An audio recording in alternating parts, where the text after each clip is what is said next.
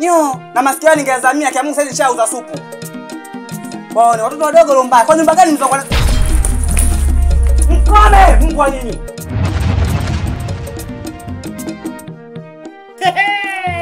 Ai, wewe unaweza kumiliki zigo hili ndugu yangu. Yaani kuliko kutembea na wewe. Wewe nenda zangu sokoni kanunue zangu tangu ila sio wewe. Huna jeuri ya kutembea na mimi huko. Kwa adabu wewe. Sichezeni. Kwa adabu wewe. Kwa adabu ushanzi wewe. Umbavu. Wewe unataka kuingilia nini?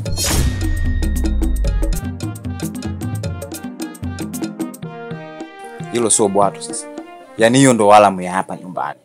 Ila bindhalu umeshafika. Amina mke wangu. Swala la wewe kunishauri mimi halitaji idhini yangu. Bali ni wajibu wako kwangu kama mke wangu kunishauri. Niambie, una jambo gani la kuniambia? Yaani kaka, ukisema ufuatilize kila kitu ambacho kinaendelea huko ndani, utapasuka kichwa. Mambo mengine yaache tu kama yalivyo.